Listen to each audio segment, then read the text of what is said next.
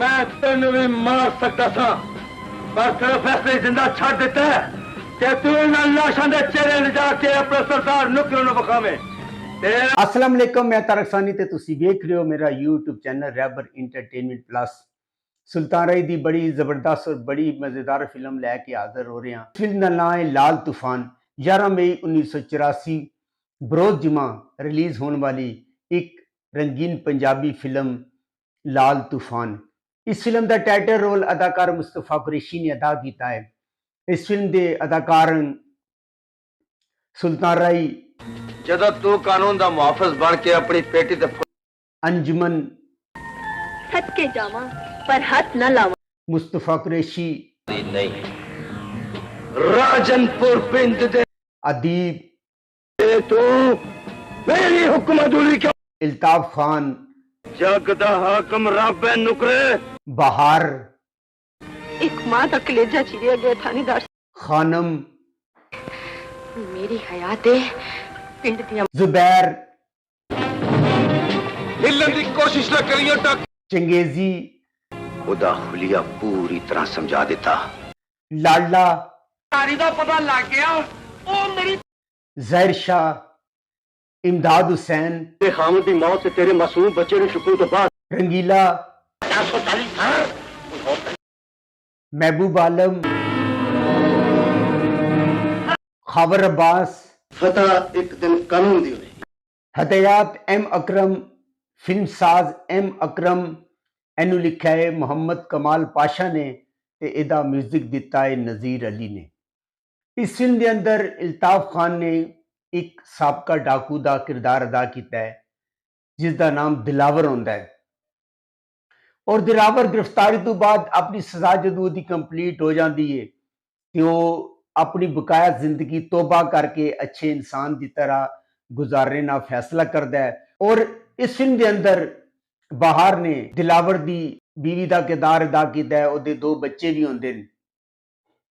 अदीब ने इस फिल्म के अंदर नुकरे का किरदार अदा किया है जिहड़ा एक खौफनाक डाकू होंदा है और आंधी और तूफान होंदा है और पिंड दे पिंड उजाड़दा है। तुम बड़ा बेरुपया लग रहा है मैंने इंस्पेक्टर। जरम दे गंदे इंजन नू मैं ना ले जाना वा एदा मगर आने वाली जदों ओहदा साथी दिलावर उन्हें छोड़ जाता है उन्हें सख्त गुस्सा आता है और आके वो दिलावर नू मोहलत देता है कि अगर तू वापस साडे गरोज ना आया तो तेरा बुरा अंजाम होएगा। दिलावर कहता है मैं अपनी पुरानी जिंदगी छोड़ चुकिया हाँ, मैं उन शरीफा की तरह जिंदगी गुजारांगा।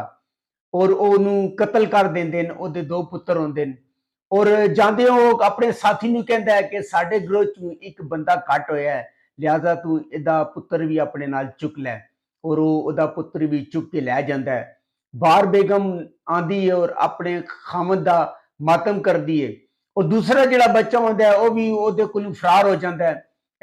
इस सीन काफ़ी सारी फिल्में तुसीं वेखिया होएगा।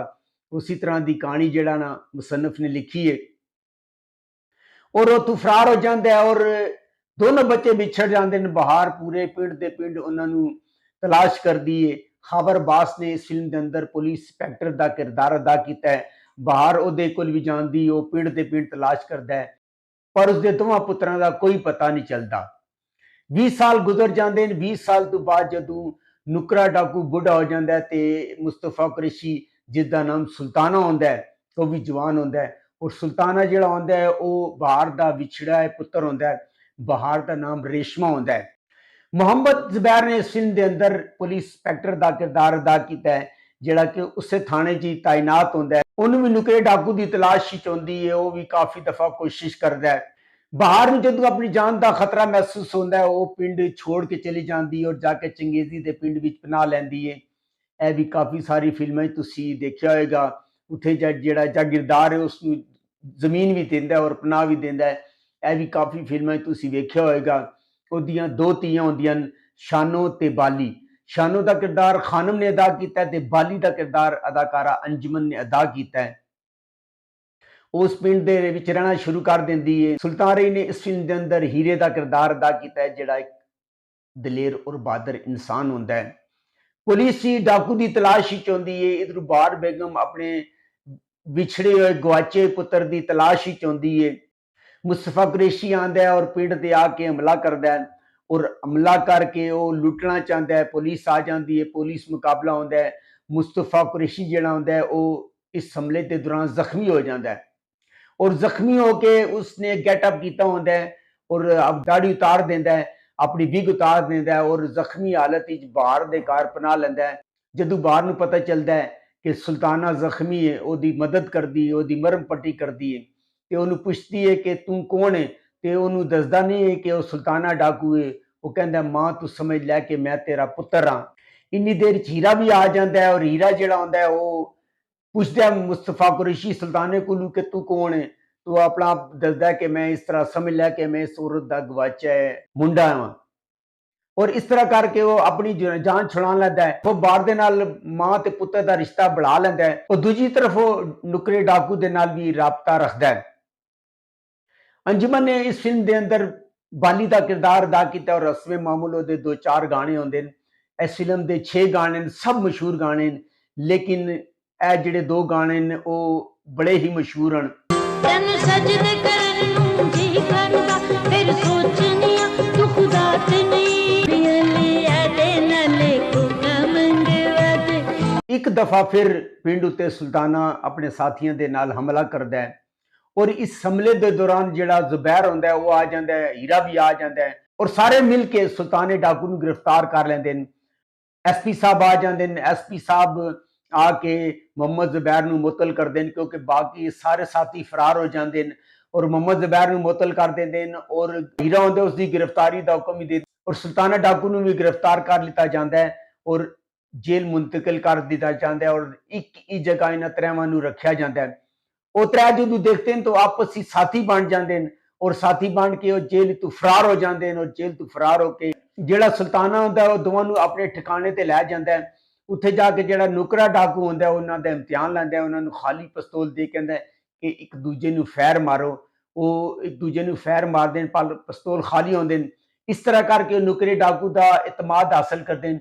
ਨੁਕਰਾ ਡਾਕੂ ਜਿਹੜਾ ਹੁੰਦਾ ਹੈ ਉਹ ਉਹਨਾਂ ਨੂੰ ਰਾਈਫਲ ਫੜਾ ਦਿੰਦਾ ਹੈ ਔਰ ਰਾਈਫਲ ਜਦੋਂ ਉਹਨਾਂ ਨੂੰ ਫੜਾਉਂਦਾ ਹੈ ਤੇ ਉਹਨੂੰ ਹੈਂਡਸ ਅਪ ਕਰਕੇ ਉਹ ਪੁਲਿਸ ਦੇ ਹਵਾਲੇ ਕਰਨ ਵਾਸਤੇ ਲੈ ਕੇ ਆ ਰਹੇ ਹੁੰਦੇ ਨੇ ਤੇ ਉਹਦੇ ਸਾਥੀ ਹਮਲਾ ਕਰਕੇ ਨੁਕਰਾ ਡਾਕੂ ਫਰਾਰ ਹੋ ਜਾਂਦਾ ਹੈ। ਮਹਿਬੂਬ ਆਲਮ ਨੇ ਇਸ ਫਿਲਮ ਦੇ ਅੰਦਰ ਬਾਬਲ ਦਾ ਕਿਰਦਾਰ ਅਦਾ ਕੀਤਾ ਹੈ। ਉਹਦੀ ਇੱਕ ਧੀ ਵਿਛੜੀ ਹੁੰਦੀ ਹੈ, ਉਹ ਆਪਣੀ ਧੀ ਨੂੰ ਯਾਦ ਕਰਕੇ ਰੋਂਦਾ ਹੈ ਔਰ ਅੱਛਾ ਔਰ ਸ਼ਰੀਫ ਡਾਕੂ ਹੋਣੇ ਦੇ ਬਾਵਜੂਦ ਉਹ ਡਾਕੇ ਛੋੜ ਕੇ ਅੱਛਾ ਔਰ ਸ਼ਰੀਫ ਇਨਸਾਨ ਬਣ ਜਾਂਦਾ ਹੈ ਪਰ ਉਹ ਨੁਕਰੇ ਦਾ ਸਾਥ ਨਹੀਂ ਛੋੜਦਾ, ਆਪਣੀ ਧੀ ਦੀ ਤਲਾਸ਼ ਹੀ ਚਾਹੁੰਦਾ ਹੈ। ਪੁਲਿਸ ਹਮਲਾ ਕਰਦੀ ਔਰ ਨੁਕਰਾ ਤੇ ਸੁਲਤਾਨਾ ਜ਼ਖਮੀ ਹੋ ਜਾਂਦੇ ਨੇ। ਨੁਕਰਾ ਜਿਹੜਾ ਹੁੰਦਾ ਹੈ ਉਹ ਬਾਹਰ ਬੇਗਮ ਦੇ ਘਰ ਹੀ ਦਾਖਲ ਹੁੰਦਾ ਹੈ ਔਰ ਬਾਹਰ ਨੂੰ ਉੱਥੇ ਵੇਖ ਕੇ ਬੜਾ ਹੈਰਾਨ ਹੁੰਦਾ ਹੈ। ਬਾਹਰ ਦੇ ਹਾਥੀ ਰਾਈਫਲ ਹੁੰਦੀ ਹੈ, ਨੁਕਰੇ ਨੂੰ ਪਛਾਣ ਲੈਂਦੀ ਹੈ ਔਰ ਉਹਦੇ ਕੋਲ ਆਪਣੇ ਪੁੱਤਰ ਦਾ ਪੁੱਛਦੀ ਹੈ।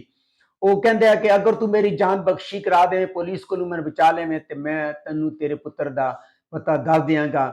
ਇੰਨੀ ਦੇਰੀ ਪੁਲਿਸ ਆ ਜਾਂਦੀ ਆਂਦੀ ਔਰ ਉਹਨੂੰ ਦੇਖ ਕੇ ਜਿਹੜਾ ਨੁਕਰਾ ਹੁੰਦਾ ਉਹ ਫਰਾਰ ਹੋ ਜਾਂਦਾ ਹੈ ਔਰ ਬਾਹਰ ਬੇਗਮ ਨੂੰ ਆਪਣੇ ਪੁੱਤਰ ਦਾ ਪਤਾ ਨਹੀਂ ਚੱਲਦਾ।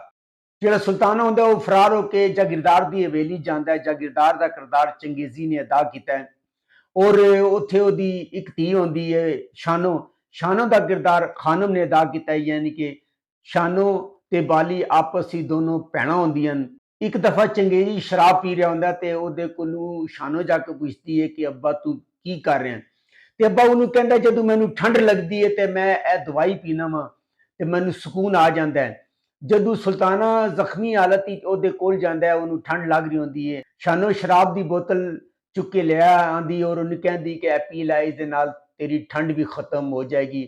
ਖੁਦ ਵੀ ਪੀਂਦੀ ਹੈ ਔਰ ਸੁਲਤਾਨਾ ਵੀ ਪੀ ਲੈਂਦਾ ਹੈ ਔਰ ਇਸ ਤਰ੍ਹਾਂ ਕਰਕੇ ਦੋਨੋਂ ਬੇਹੋਸ਼ ਹੋ ਜਾਂਦੇ। ਜਦੋਂ ਜਾਗੀਰਦਾਰ ਸੂਬਾ ਕਮਰੇ ਦਾਖਲ ਹੁੰਦਾ ਹੈ ਤੇ ਸੁਲਤਾਨਾ ਉਹਨੂੰ ਵੇਖ ਕੇ ਫਰਾਰ ਹੋ ਜਾਂਦਾ ਹੈ ਔਰ ਜਿਹੜਾ ਚੰਗੇਜ਼ੀ ਹੁੰਦਾ ਹੈ ਉਹ ਆਪਣੀ ਧੀ ਨੂੰ ਬੇਇੱਜ਼ਤ ਕਰਦਾ ਹੈ ਕਿ ਇਹ ਕਿਹੜਾ ਬੰਦਾ ਸੀ ਜਿਸ ਨੇ ਤੇਰੇ ਨਾਲ ਰਾਤ ਗੁਜ਼ਾਰੀ ਹੈ ਔਰ ਉਹਨੂੰ ਕਹਿੰਦਾ ਹੈ ਕਿ ਤੂੰ ਕਿਸੇ ਗੰਦੇ ਖੂਨ ਦੀ ਪੈਦਾਇਸ਼ ਹੈ ਔਰ ਕਹਿੰਦਾ ਕਿ ਤੂੰ ਮੇਰੀ ਧੀ ਨਹੀਂ ਹੈ ਬਲਕਿ ਤੂੰ ਮੈਨੂੰ ਮਿਲੀ ਸੀ ਔਰ ਉਹਨੂੰ ਗੁੱਸੇ ਨਾਲ ਘਰੋਂ ਕੱਢ ਦਿੰਦਾ ਹੈ। ਉਹ ਖੁਦਕੁਸ਼ੀ ਕਰਨ ਜਾਂਦੀ ਹੈ ਔਰ ਖੁਦਕੁਸ਼ੀ ਕਰਨ ਲੱਗਦੀ ਹੈ। ਬਾਬਲ ਮਹਿਬੂਬ ਆ ਜਾਂਦਾ ਹੈ, ਉਹਨੂੰ ਬਚਾ ਲੈਂਦਾ ਹੈ। ਉੱਥੇ ਹੱਥ ਜਿਹੜਾ ਨਾ ਉਹਦੀ ਨਿਸ਼ਾਨੀ ਹੁੰਦੀ ਹੈ ਔਰ ਨਿਸ਼ਾਨੀ ਨੂੰ ਵੇਖ ਕੇ ਉਹ ਪਛਾਣ ਜਾਂਦਾ ਹੈ ਕਿ ਜਿਹੜੀ ਸ਼ਾਨੋ ਉਹਦੀ ਵਿਛੜੀ ਧੀ ਹੈ। ਉਹ ਉਹਨੂੰ ਲੈ ਕੇ ਨੁਕਰੇ ਡਾਕੂ ਦੇ ਕੋਲ ਜਾਂਦਾ ਹੈ। ਜਦੋਂ ਸ਼ਾਨੋ ਨੁਕਰੇ ਡਾਕੂ ਨੂੰ ਦੇਖਦੀ ਹੈ, ਉੱਥੇ ਸੁਲਤਾਨੇ ਡਾਕੂ ਨੂੰ ਦੇਖਦੀ ਹੈ ਤੇ ਉਹ ਪਰੇਸ਼ਾਨ ਹੋ ਜਾਂਦੀ ਹੈ ਤੇ ਬਾਬਲ ਨੂੰ ਦੱਸਦਾ ਹੈ ਕਿ ਮੈਂ ਡਾਕੂ ਹੋਣ ਦੇ ਬਾਵਜੂਦ ਇਹਨੂੰ ਇੱਥੇ ਹਿਫਾਜ਼ਤ ਹੀ ਲੈ ਕੇ ਆਇਆ, ਮੈਨੂੰ ਪਤਾ ਹੈ ਤੂੰ ਇਸ ਦੀ ਹਿਫਾਜ਼ਤ ਆਪਣੀ ਧੀ ਦੀ ਤਰ੍ਹਾਂ ਕਰੇਗਾ। ਇਧਰ ਜਿਹੜਾ ਸੁਲਤਾਨਾ ਹੁੰਦਾ ਆਪਣੇ ਠਿਕਾਣੇ ਤੇ ਮੌਜੂਦ ਨਹੀਂ ਹੁੰਦਾ। ਨੁਕਰਾ ਤੇ ਰਾਕਾ ਜਗੀ ਮਲਕ ਆਪਸ ਵਿੱਚ ਗੱਲ ਕਰ ਰਹੇ ਹੁੰਦੇ ਨੇ ਕਿ ਸੁਲਤਾਨਾ ਹੁਣ ਖਤਰਨਾਕ ਹੋ ਗਿਆ ਹੈ, ਤੇ ਨੁਕਰਾ ਕਹਿੰਦਾ ਕਿ ਸੁਲਤਾਨੇ ਨੂੰ ਪਤਾ ਨਹੀਂ ਹੈ ਕਿ ਉਹ ਮੇਰਾ ਪੁੱਤਰ ਨਹੀਂ ਹੈ ਬਲਕਿ ਦਿਲਾਵਰ ਦਾ ਪੁੱਤਰ ਹੈ। ਇਹ ਸਾਰੀਆਂ ਗੱਲਾਂ ਜਿਹੜੀਆਂ ਆਉਂਦੀਆਂ ਨੇ ਉਹ ਬਾਬਲ ਸੁਣ ਲੈਂਦਾ ਹੈ, ਔਰ ਇਸ ਤਰ੍ਹਾਂ ਉਹਨੂੰ ਪਤਾ ਚੱਲ ਜਾਂਦਾ ਹੈ ਕਿ ਜਿਹੜਾ ਸੁਲਤਾਨਾ ਵੇ ਉਹ ਨੁਕਰੇ ਦਾ ਪੁੱਤਰ ਨਹੀਂ ਹੈ। ਉਹ ਜਾਂਦਾ ਹੈ ਔਰ ਜਾ ਕੇ ਬਾਹਰ ਬੇਗਮ ਨੂੰ ਸਾਰੀ ਦਸਤਾਨ ਸੁਣਾਉਂਦਾ ਹੈ, ਜਿਹੜੀ ਸ਼ਾਨੂ ਹੁੰਦੀ ਹੈ ਉਹ ਜਾ ਕੇ ਬਾਹਰ ਨੂੰ ਦੱਸਦੀ ਹੈ। ਇਸ ਤਰ੍ਹਾਂ ਜਿਹੜਾ ਬਾਹਰ ਹੁੰਦੀ ਉਹਨੂੰ ਪਤਾ ਚੱਲ ਜਾਂਦਾ ਹੈ ਕਿ ਜਿਹੜਾ ਸੁਲਤਾਨਾ ਹੈ ਉਹ ਉਹਦਾ ਵਿਛੜਿਆ ਪੁੱਤਰ ਹੈ। ਇਧਰ ਜਿਹੜਾ ਸੁਲਤਾਨ ਰਹੀ ਹੁੰਦਾ ਹੈ, ਉਹ ਸੁਲਤਾਨ ਰਹੀ ਦਾ ਜਿਹੜਾ ਪਿਓ ਹੁੰਦਾ ਹੈ ਜਿਸ ਨੇ ਉਹਨੂੰ ਪਾਲਿਆ ਹੁੰਦਾ ਹੈ, ਉਸਦਾ ਕਿਰਦਾਰ ਅਦਾਕਾਰ ਅਸਲਮ ਪਰਵੇਜ਼ ਨੇ ਅਦਾ ਕੀਤਾ ਹੈ। ਅਸਲਮ ਪਰਵੇਜ਼ ਡਾਕੂਆਂ ਦੇ ਮੁਕਾਬਲੇ ਜ਼ਖਮੀ ਹੋ ਜਾਂਦਾ ਹੈ ਔਰ ਮਰਨ ਤੋਂ ਪਹਿਲੇ ਉਹ ਹੀਰੇ ਨੂੰ ਦੱਸਦਾ ਹੈ ਕਿ ਤੂੰ ਮੇਰਾ ਪੁੱਤਰ ਨਹੀਂ ਹੈ ਬਲਕਿ ਮੈਂ ਤੈਨੂੰ ਪਾਲਿਆ ਸੀ, ਤੂੰ ਮੈਨੂੰ ਮਿਲਿਆ ਸੀ। ਇਸ ਤਰ੍ਹਾਂ ਹੀਰੇ ਨੂੰ ਪਤਾ ਚੱਲ ਜਾਂਦਾ ਕਿ ਉਹਦਾ ਪੁੱਤਰ ਨਹੀਂ ਹੈ। ਉਹਦੀ ਮਾਂ ਜਿਹੜੀ ਉਹ ਰੇਸ਼ਮਾ ਬਹਾਰ ਹੈ ਤੇ ਉਹਦਾ ਪਿਓ ਦਿਲਾਵਰ ਸੀ, ਔਰ ਉਹ ਦਿਲ ਚ ਅਹਿਦ ਕਰਦਾ ਹੈ ਕਿ ਉਹ ਨੁਕਰੇ ਡਾਕੂ ਨੂੰ ਪਕੜੇਗਾ। ਨੁਕਰਾ ਪੇਸ ਬਦਲ ਕੇ ਆਂਦਾ ਔਰ ਇੰਸਪੈਕਟਰ ਨੂੰ ਹੁਕਮ ਦਿੰਦਾ ਹੈ ਫੌਜ ਤਿਆਰ ਕਰ ਤਾਂ ਕਿ ਅਸੀਂ ਜਾ ਕੇ ਸੁਲਤਾਨੇ ਡਾਕੂ ਨੂੰ ਗ੍ਰਿਫਤਾਰ ਕਰਨਾ ਹੈ। ਪਿੰਡ ਜਾਂਦਾ ਹੈ ਔਰ ਜਾ ਕੇ ਸੁਲਤਾਨੇ ਡਾਕੂ ਦੀ ਗ੍ਰਿਫਤਾਰੀ ਦਾ ਐਲਾਨ ਕਰਦਾ ਹੈ, ਔਰ ਸੁਲਤਾਨਾ ਜਿਹੜਾ ਹੁੰਦਾ ਉਹਨੂੰ ਵੇਖ ਕੇ ਫਰਾਰ ਹੋ ਜਾਂਦਾ ਹੈ। ਔਰ ਜਿਹੜਾ ਐਸਪੀ ਹੁੰਦਾ ਹੈ ਨੁਕਰਾ ਜਿਸਨੇ ਪੇਸ ਬਦਲਿਆ ਹੁੰਦਾ ਹੈ, ਉਹਦੀ ਮਾਂ ਸ਼ਾਨੋ ਤੇ ਬਾਲੀ ਨੂੰ ਆਪਣੇ ਨਾਲ ਲੈ ਕੇ ਚਲਾ ਜਾਂਦਾ ਹੈ। ਔਰ ਇਸ ਫਿਲਮ ਦੇ ਐਂਡ ਤੇ ਹੁੰਦਾ ਹੈ ਕਿ ਜਿਹੜਾ ਹੀਰਾ ਤੇ ਸੁਲਤਾਨਾ ਮਿਲ ਕੇ ਆਪਣੇ ਪਿਓ ਦੇ ਕਾਤਲ ਨੂੰ ਮਾਰ ਦਿੰਦੇ, ਨੁਕਰੇ ਨੂੰ ਮਾਰ ਦਿੰਦੇ ਨੇ ਔਰ ਸਾਰੇ ਆਪਸ ਵਿੱਚ ਮਿਲ ਜਾਂਦੇ ਨੇ। ਇਹ ਫਿਲਮ YouTube ਤੇ ਮੌਜੂਦ ਹੈ। ਚੰਦ ਹੀ ਦਿਨ ਪਹਿਲੇ ਇਹ ਫਿਲਮ YouTube ਤੇ ਅਪਲੋਡ ਹੋਈ ਹੈ, ਤੁਸੀਂ ਜਾ ਕੇ ਵੇਖ ਸਕਦੇ ਹੋ। ਅਗਰ ਤੁਹਾਨੂੰ ਮੇਰੀ ਮਾਲੂਮਾਤ ਅੱਛੀ ਲੱਗੀ ਹੋਵੇ ਮੇਰੇ ਚੈਨਲ ਨੂੰ ਲਾਈਕ ਕਰੋ, ਸਬਸਕ੍ਰਾਈਬ ਕਰੋ ਤੇ ਸ਼ੇਅਰ ਕਰੋ ਤੇ ਨੈਕਸਟ ਵੀਡੀਓ ਤੱਕ ਰੱਬ ਰਾਖਾ।